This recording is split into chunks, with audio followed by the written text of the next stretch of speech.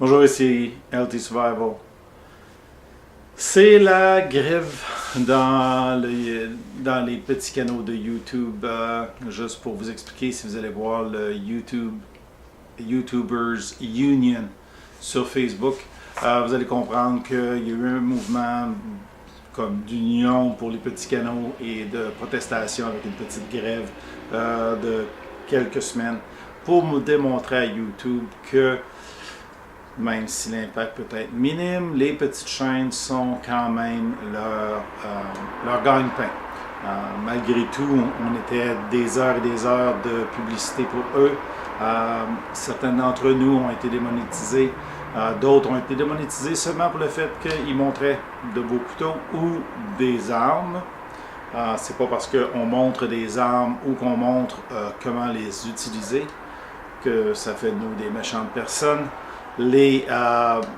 YouTube a changé ses règles beaucoup, a imposé beaucoup de restrictions envers les YouTubers et ça n'a pas fait plaisir à beaucoup de monde. YouTube est une belle plateforme avec beaucoup de vues, beaucoup de gens présents.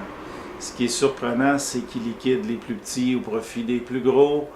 Au profit, même pas au profit, juste pour que eux fassent le profit, en ne monétisant plus les plus petits.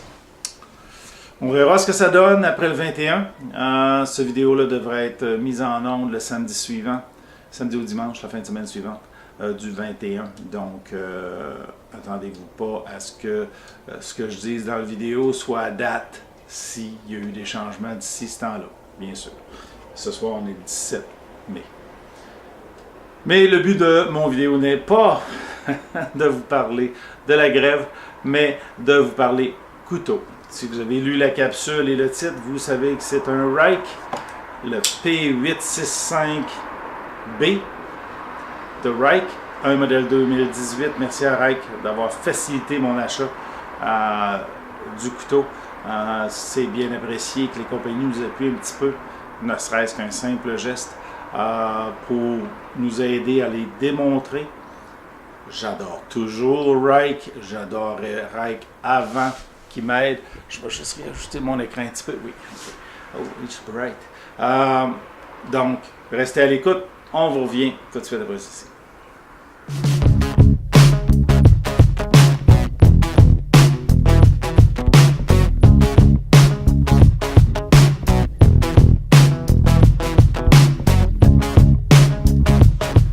Comme vous avez pu voir dans l'intro, je vais parler du Reich P865B, modèle 2018 chez Reich. En 2018, ils ont amené 3 modèles, 2 couteaux de type Gentleman et un couteau folder plus standard. J'ai commandé celui-ci en premier parce que ce que j'aimais dessus, comme pour le compact, c'était le Oosefoot ou Wharncliffe, okay, parce qu'il est plutôt plat, donc un Wharncliffe blade, okay, l'épaisseur de la blade a fait un drop, puis ensuite il y a un drop drastique pour aller rejoindre un edge plat, okay, c'est le Wharncliffe blade, okay. Ce couteau-là est arrivé hors de la box, hors de la boîte, là, très coupant. Le ledge quasi poli, ce qui est rare chez les couteaux made in China. L'edge est vraiment belle, coupant à souhait. L'acier 14C28N, encore un Sandvik Steel, un Sandvik Stainless Steel. Bon, l'edge est encore bonne, j'ai même coupé des branches dans mon jardin la semaine passée avec. Ça fait plusieurs semaines, il est sorti, je l'ai eu presque à peine une semaine après qu'il soit arrivé au Canada. Donc, vraiment, je l'ai acheté de bonne heure. Okay? Et ça fait depuis ce temps-là que je le porte dans ma poche. Tellement léger, un peu comme le compact que j'ai révisé de Reich. Sauf que celui-ci a un thumb stud dessus qui est merveilleux. Il est plus en forme de sablier, moins conique. ce qui fait qu'on a un peu de grip, puis on va le chercher, puis on ouvre la blade. La blade la blade, ça arrive des fois, j'ai comme un blanc.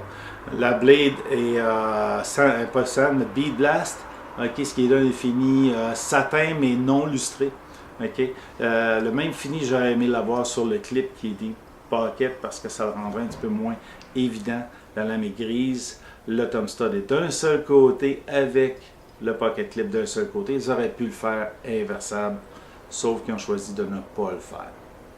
Je vais vous donner un close-up de manière à ce que vous puissiez apprécier la façon dont il est construit.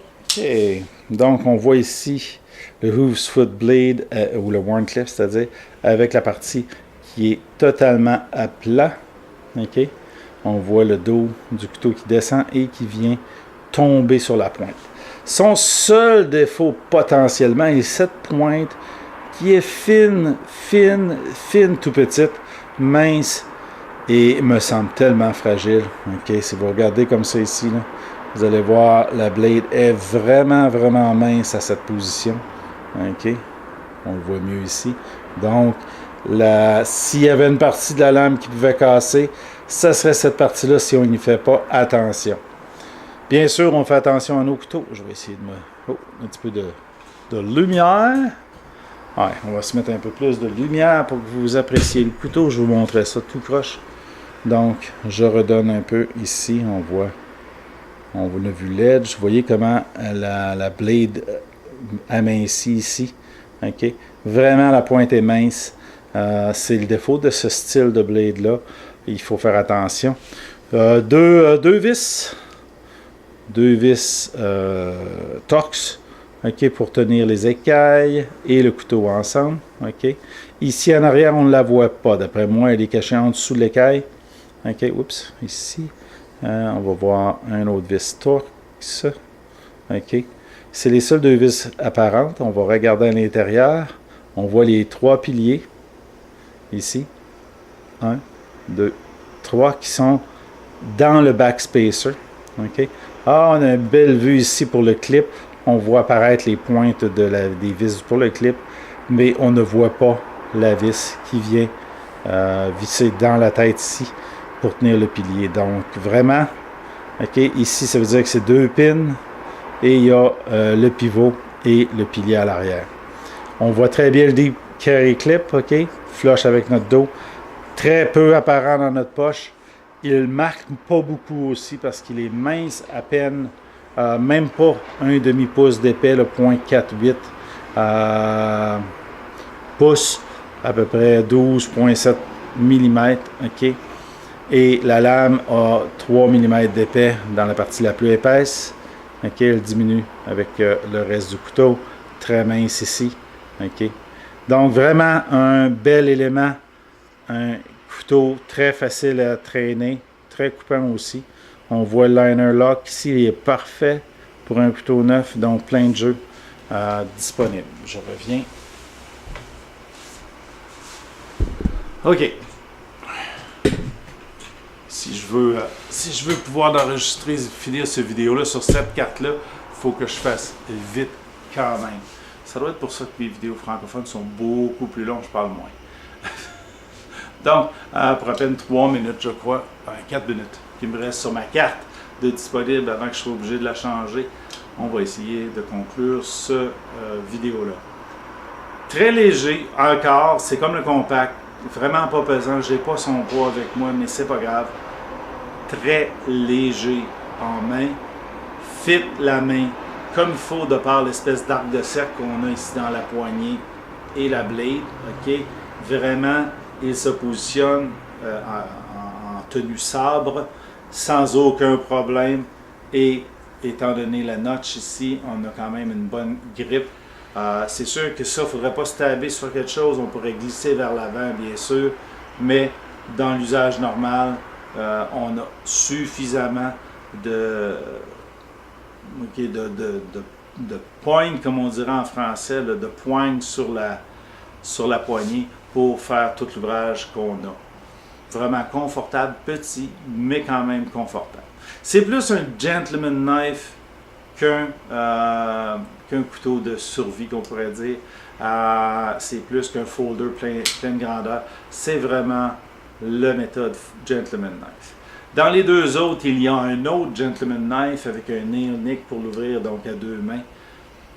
Quand Jake a fait la revue des 3 couteaux, parce que lui, il a eu les 3 en premier, vraiment, j'ai adoré.